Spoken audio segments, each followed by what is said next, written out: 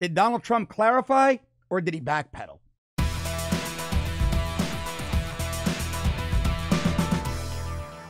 Well, Donald Trump decided to, reverse position on what he said while standing next to Vladimir Putin. So Trump is now saying that he should have used the word wouldn't instead of the word would.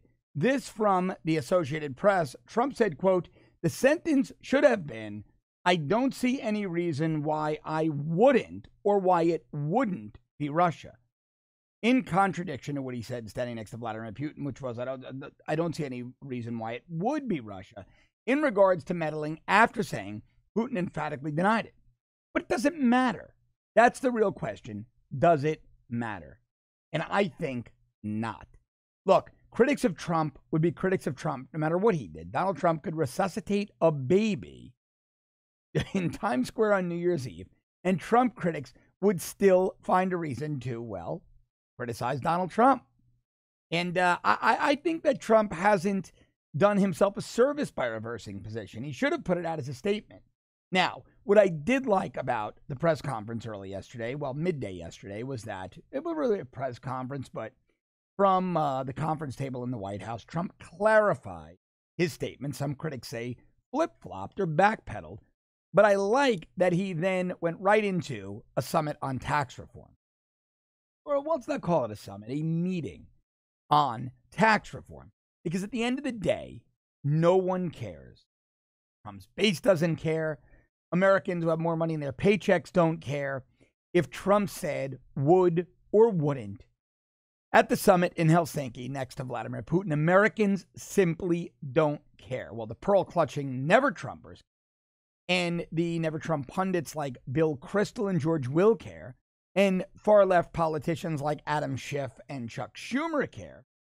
But Americans don't care. Americans could not care less about high-level foreign policy. They don't think Trump is a traitor.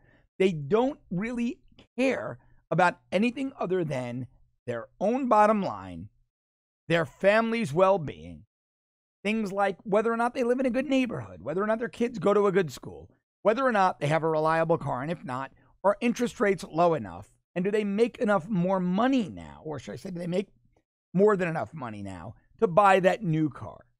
Can their kids go to a better school? Do they have money for tuition? That's what Americans care about. Americans don't care about election interference that might or might not have happened on the part of the GRU, the Russian intelligence service.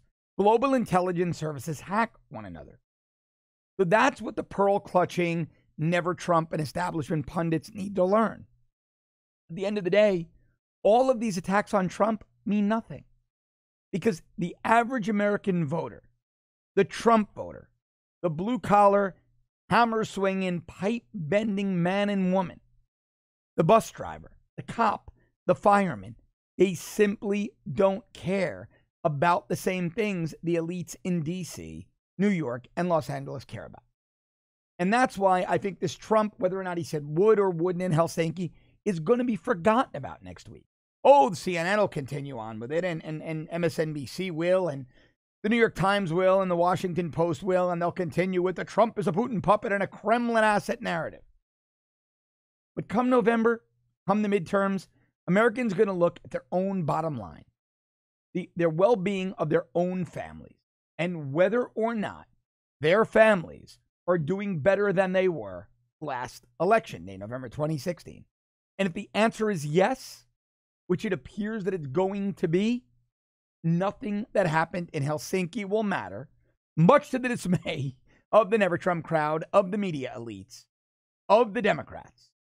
And I still predict, despite a few hiccups in Helsinki, Donald Trump is going to emerge a big winner in the midterms. Trump-backed candidates are going to win their elections, and barring anything unforeseen, Trump sails to an easy re-election in 2020. You know, I love bringing these analyses because they're so important, and we here at The Rebel like to cut through all of the mainstream media nonsense. Help me do it by subscribing to our premium service at www.therebel.media/shows. Also, go to the App Store, download the Rebel app. More importantly, I will be back with you tomorrow morning live. I'll be here on Off the Cuff, but I'll be back with you live, Declassified Live on the Rebel YouTube channel, Monday through Friday, 7:30 a.m. Eastern. We're live.